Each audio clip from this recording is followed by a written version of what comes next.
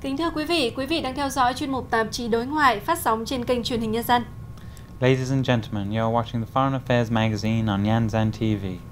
Thưa quý vị, quan hệ Việt Nam và Italia đang trải qua thời kỳ tốt đẹp nhất kể từ khi hai nước thiết lập quan hệ ngoại giao cách đây 45 năm. The relations between Vietnam and Italy are at their highest level since the establishment of their diplomatic ties 45 years ago. Trong tiểu mục Chuyện Việt Nam ngày hôm nay, chúng tôi xin kính mời quý vị đến với những chia sẻ của Đại sứ Cecilia Piccioni, Đại sứ đặc mệnh toàn quyền Italia tại Việt Nam, với những ấn tượng của bà về vẻ đẹp đất nước con người Việt Nam. In today's Vietnam stories, we'd like to introduce you to Italian Ambassador to Vietnam, Cecilia Piccioni, to hear her impressions on the beauty of the Vietnamese land and people. Tiểu mục Chuyện xa xứ sẽ tiếp tục chương trình với câu chuyện của một người con đang sinh sống và học tập ở xa Tổ quốc. The Far From Home section will continue the show with the story of a Vietnamese citizen who is living and working abroad. Kết thúc chương trình như thường lệ sẽ là tiểu mục Nhắn gửi quê nhà với những lời nhắn gửi của du học sinh Việt Nam tại các quốc gia trên thế giới gửi tới người thân và gia đình. The Postcard and Mail section will conclude the show today with messages sent from overseas Vietnamese students to their relatives and families in Vietnam. Trước tiên, xin mời quý vị khán giả cùng theo dõi những thông tin đáng chú ý ngay sau đây. First of all, we'd like to show you the notable events from the past week.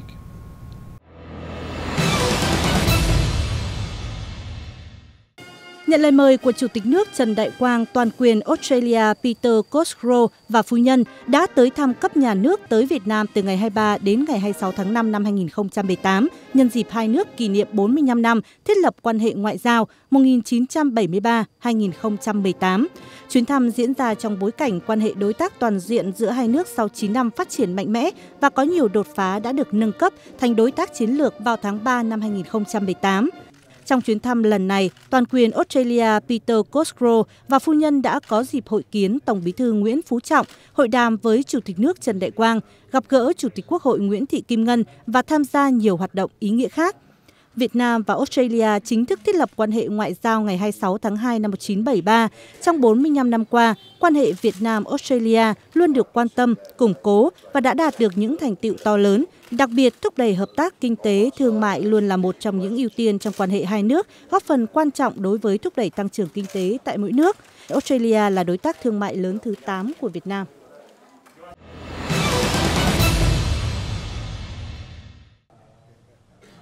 Trước đó, ngày 22 tháng 5, tại trụ sở Trung ương Đảng, Tổng Bí thư Nguyễn Phú Trọng đã tiếp đoàn đại biểu Ban Tổ chức Trung ương Đảng Nhân dân Cách mạng Lào do đồng chí Chan Si Phô Si Khăm, Ủy viên Bộ Chính trị, Bí thư Trung ương Đảng, trưởng Ban Tổ chức Trung ương làm trưởng đoàn sang thăm và làm việc tại Việt Nam.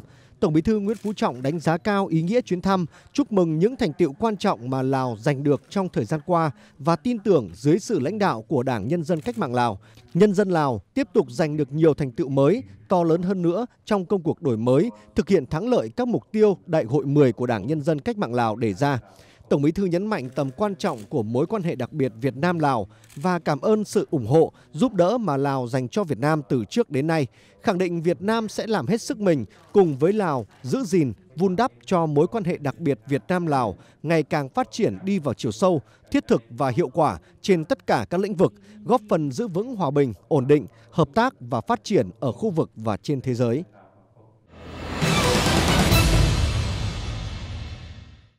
Hội nghị gặp gỡ châu Âu 2018 được tổ chức vừa qua tại Hà Nội đã thu hút hơn 500 người tham dự, bao gồm đại diện các doanh nghiệp lớn, chính phủ Việt Nam và các phái đoàn ngoại giao.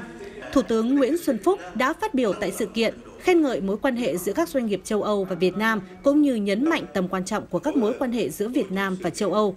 Hội nghị được tổ chức bởi Bộ Ngoại giao MOFA, cùng sự hỗ trợ của Hiệp hội Doanh nghiệp châu Âu tại Việt Nam, Eurocharm. Hội nghị gặp gỡ châu Âu 2018 là một sự kiện mang tính kết nối các doanh nghiệp với chính phủ Việt Nam, kết quả của sự hợp tác giữa Eurocharm và Bộ Ngoại giao Việt Nam dưới sự đồng thuận của hai tổ chức. Hội nghị cũng là một ví dụ điển hình cho sự trao đổi và đối thoại thường xuyên giữa chính phủ Việt Nam và cộng đồng các doanh nghiệp châu Âu.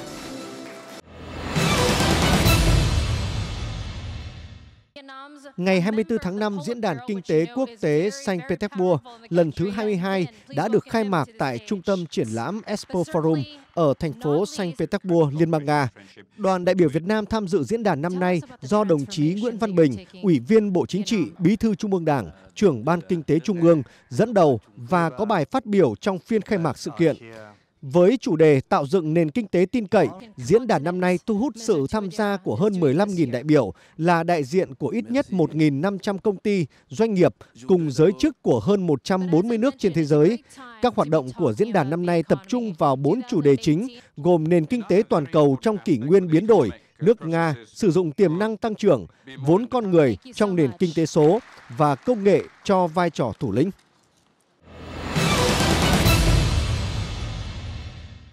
Trong 2 ngày 21 và 22 tháng 5 vừa qua tại thủ đô Phnom Penh của Campuchia, đoàn đại biểu Bộ Công Thương của Việt Nam do Thứ trưởng Cao Quốc Hưng dẫn đầu đã tham dự Hội nghị Thương mại Ấn Độ và 4 nước CLMV gồm Campuchia, Lào, Myanmar và Việt Nam lần thứ 5 với chủ đề Ấn Độ, CLMV, phát triển kinh tế, hợp tác vì hội nhập khu vực.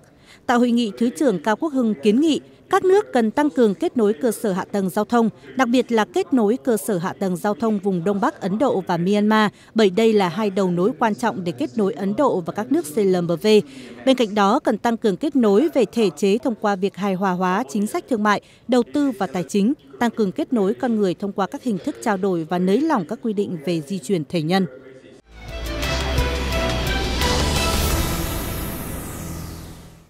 Quý vị vừa theo dõi những thông tin đáng chú ý trong tuần qua. Sau đây, xin mời quý vị khán giả cùng gặp gỡ với bà Cecilia Piccioni, đại sứ Italia tại Việt Nam, để cùng nghe bà chia sẻ những trải nghiệm trong công tác ngoại giao ở Việt Nam.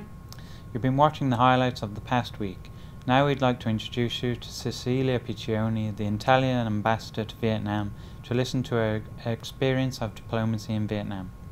Đại sứ Cecilia Piccioni tốt nghiệp chuyên ngành khoa học chính trị tại Đại học La Sapienza ở Rome và nhận bằng thạc sĩ chuyên ngành ngoại thương và tài chính quốc tế.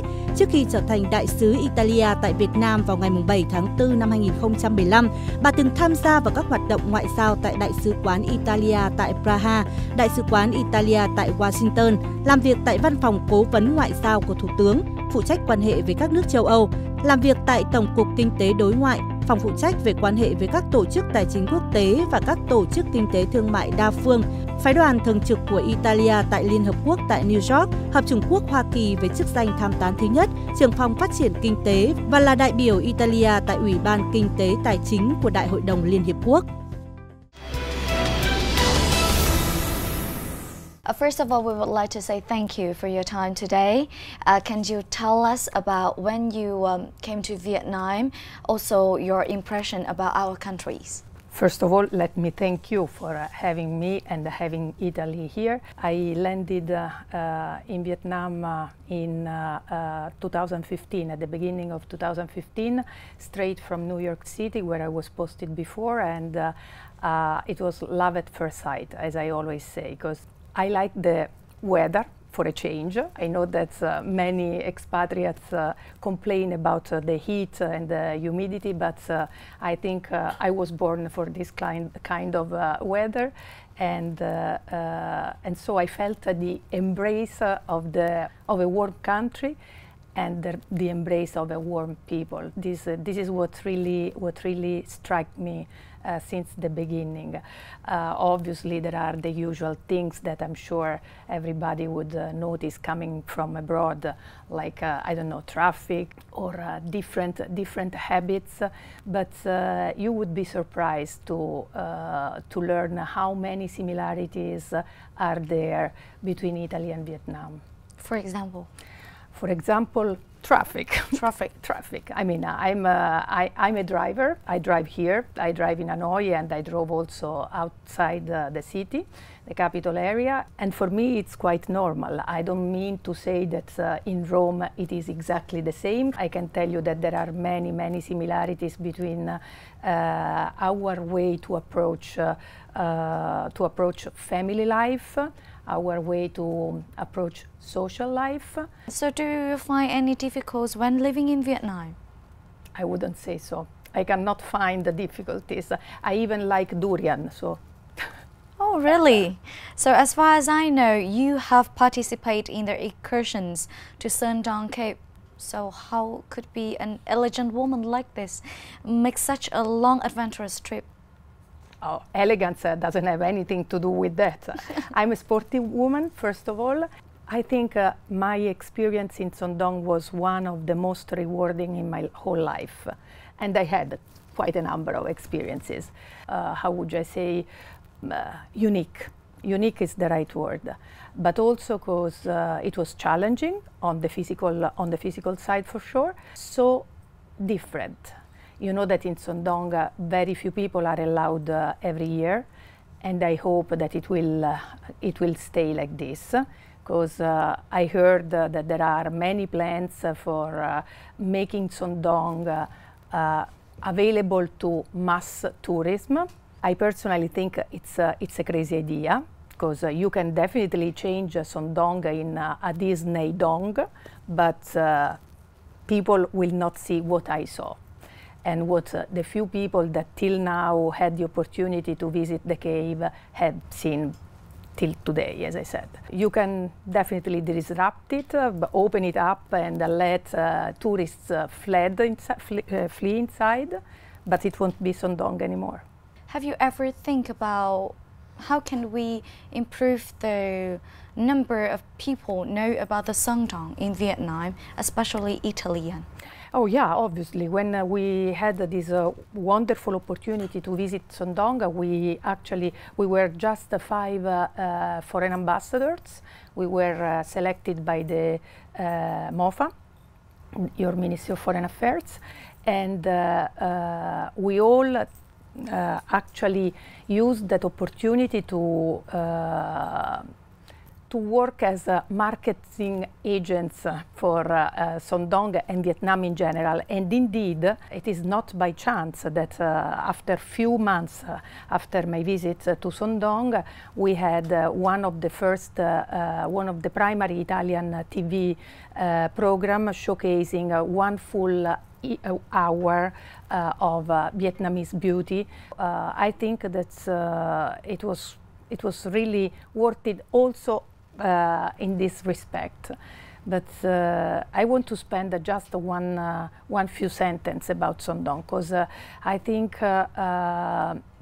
Vietnamese people truly understand what kind of jewel they have. You cannot let those areas grow if you don't pay attention to the sustainability of that kind of process. So what will you do in the future to enhance our bilateral relations? First of all, I want to underscore that our bilateral relations are thriving. Since 2014, when for the first time our Prime Minister came to Vietnam, and it was his first visit abroad since he was posted in his capacity. Since then, we tripled the number of activities that we carry on every day to promote our bilateral relationships. I'm not just talking about bilateral cooperation in the cultural field, which is obviously one of our crown jewels, since Italy has the highest number of UNESCO sites in the world. We have all in all 51 UNESCO sites in the world. So for us it's very rewarding promoting our country in Vietnam. Not just culture, but obviously economic relations are key in our bilateral exchanges. We are the second most important trade partner among the European Union countries to Vietnam. We top the indications we got from our 2 prime ministers in 2014, and we reached almost $5 billion in exchange flow. So I think we will just keep doing what we are doing. You mentioned economic sector. Can I ask about the European-Vietnam Free Trade Agreement is going to be signed in this year, and which will become a new breakthrough in the Vietnam-EU trade relation, and Italy is one of the most active countries promoting this sign because it will leverage the economics of both countries in the fields of trading and investment. So in your opinion, why should it be Vietnam?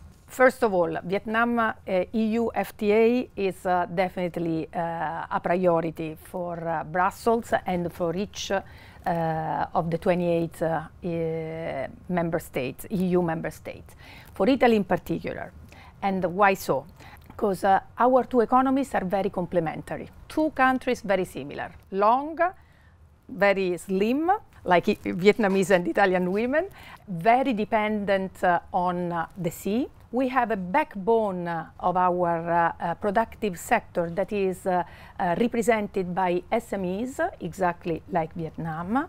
Even more, we work in the same sectors, textiles and machinery and agriculture fields. So we have so many things in common, and this is why we think that EU-Vietnam FTA will provide an enhanced tool for both partners, the EU in its complex and Vietnam, to push forward our own agendas in a win-win approach. Free trade is key to grant a balanced, an equitable, and a sustainable growth to the whole world. Do you have any advice for Italian business want to start up in Vietnam, or Vietnam business want to start up in Italy? You know most probably that in Vietnam we have quite a number of very successful Italian investors that not only invested in the country, but doubled their investments. The usual advice I offer to Italian businessmen who come to the embassy to meet me and to meet my team is look around. Have a look at the people, at the age of the people, and at the enthusiasm of the people. And you will have the right answer when you are wondering whether it is conceivable to move here or not. Same thing I would say to Vietnamese businessmen and women. As I know that you have participated in the Outside Festival in 2016, I'm also impressed with your saying that participate in the festival even has a stronger influence for the Vietnam-Italy relation than any words. Yeah, I tend always to use this kind of figurative way of speaking, because I think that really actions, images speak more than 1,000 words. In that case, it was maybe a bold sentence, but what I meant is that I think Italian-Vietnamese cooperation in the fashion field is very advanced, and we worked very much enhancing our partnership in that field. To enhance our cooperation, we really found many creative ways. And when our dear friend Minh Hanh, the very well-known Vietnamese fashion designer, asked me to participate in the Outside Festival, I was thrilled.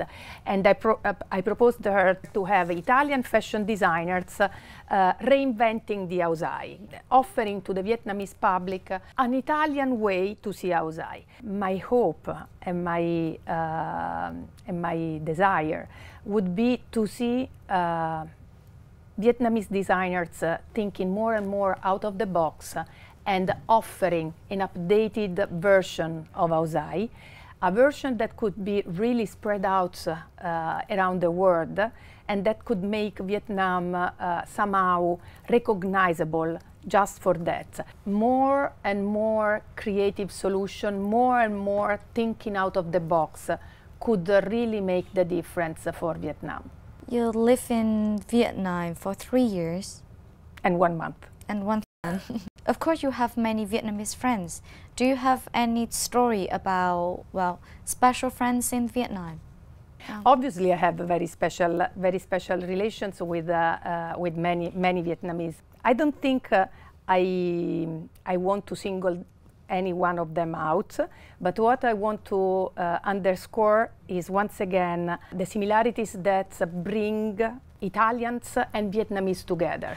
I find that the best way to keep my friends closer to me and to keep myself closer to my friends is celebrating special events around the table, which is something that Italians are masters when it comes to working around the table with fork and knife, but also with chopsticks, to be honest. And this leads me to another aspect that maybe could be interesting to be underscored. Those are really interesting sharing from you. And in our studio today, we also have participations of the students from many universities in Hanoi. And now they will have some questions for you about your Italians. Okay. Okay, are you ready? I'm very happy also because maybe you know that we established a very special relations with some of the Vietnamese universities around the country actually. And in particular here in Hanoi we have Italian courses that are provided in 3 of the biggest universities. And I have a special feeling for Vietnamese students that challenge themselves, for instance, studying Italian. So I'm very happy. Is there any questions for Ambassador of Italy? You, please. Hi everyone, my name is Lei. I'm freshman in Hanoi Medical University. Today I have a question for you. Just the Italian food like spaghetti and pizza quite popular among Vietnamese younger. How do you think about the fact that the Italian food are loved by Vietnamese? I think that there is a very high degree of complementarity actually between our 2 ways of approaching food. Vietnamese, exactly like Italians, love fresh produce, love preparing food by hand, not the pre-cooked stuff you put in the microwave. And I think that pizza and spaghetti are for sure 2 icons of our gastronomical heritage.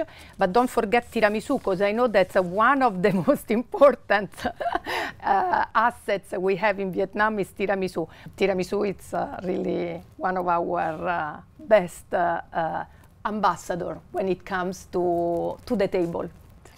Thank you. Is there any questions for Ambassador of Italy? You, please. I'm Siem. I'm a student of the University of Social Science and Humanities. I have a question for you. Italian Pacific Week took place in Vietnam. Is that your idea? That wasn't exactly my idea. That was a co-shared idea. And I was very, very pleased with the success we got, because not only did we have the opportunity to bring a very talented Italian young designer, Michele Gaudiomonte, who really made us dream all along his catwalk. But also we could underscore this important theme that we picked as a golden thread for the celebration of our 45th anniversary. As I always say, one single person cannot make the difference, but thinking together and out of the box does make the difference. Thank you for your sharing, and once again, thank you for your time. Thank you very much, and I hope we will meet soon again with the kids.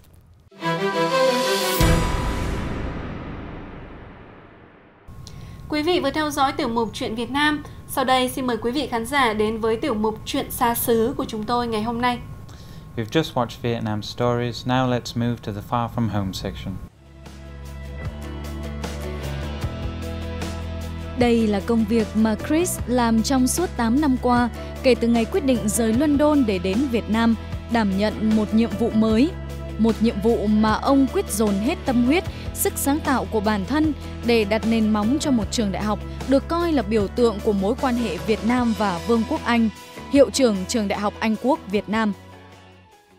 I wanted to be able to say that I'd contributed to building something, that I've been involved in not only a new project, but in a different environment, and contribute in my own little way to the success of the students here in Vietnam and the relationship between Britain and Vietnam. Thời gian Chris ở trường Đại học Anh Quốc Việt Nam nhiều hơn ở nhà, dù là trong tuần hay ngày nghỉ. Chia sẻ với chúng tôi, Chris bảo động lực chính là khi được nhìn thấy các em trưởng thành và được phụ huynh tin tưởng. Being able to witness young people, they come to university as teenagers and they leave as young adults ready to take on the world. And to know that BUV and myself to some degree have been involved in that, have been trusted by parents and students for their future is an amazing experience and gift that the country has given me and BUV. Ngoài thời gian giảng dạy trên lớp, Chris thường xuyên nói chuyện với các sinh viên, tham gia vào gần như toàn bộ các hoạt động ở trường cùng các em để có thể hiểu sinh viên, đồng thời cũng là để nâng cao chất lượng giảng dạy. Không nhiều người hiệu trưởng có thể làm được như thế, khi mà quan tâm từng sinh viên một và luôn luôn làm cho người đối diện, làm cho sinh viên đối diện cảm thấy rằng mình đang là một phần của trường. I think he's an excellent dean. I've worked with him for 7 years, so I know him very well. His teaching style is very interesting and unusual, and he's got a very wide range of subjects that he teaches. So I think the students benefit from him. Chris Jeffery luôn tâm niệm, giáo dục không chỉ là truyền đạt kiến thức một chiều, điều quan trọng là truyền đạt kiến thức theo cách mà học sinh muốn tiếp thu. Vậy nên những bài giảng của Chris hay các hoạt động trong trường Đại học Anh Quốc Việt Nam đều không hề khô cứng. Thầy là một người Anh chính hiệu và thầy luôn đưa đến cái văn hóa của nước Anh đến với học sinh một cách rất là đặc biệt, như là qua các bài giảng này thì thầy luôn giới thiệu về văn hóa của Anh này, cũng như là đưa đến những cái ví dụ, những cái đặc trưng nhất của Anh, như là xe buýt của Anh như thế nào. Và chính vì thế là một học sinh của trường Đại học Anh Quốc thì bản thân tôi cũng học được thêm rất nhiều về những cái văn hóa ở nước này. 8 năm ở Việt Nam không phải là quãng thời gian dài, nhưng cũng đủ để Chris chứng kiến sự trưởng thành phần nào của các lứa sinh viên Việt Nam mà mình đã từng giảng dạy, được góp phần nhỏ bé trong hành trang xây dựng sự nghiệp của các học trò. Đó có lẽ là điều hạnh phúc nhất với người thầy giáo đến từ xứ sở sương mù này. Người thầy luôn nỗ lực thúc đẩy hợp tác giáo dục Việt Nam, Vương quốc Anh.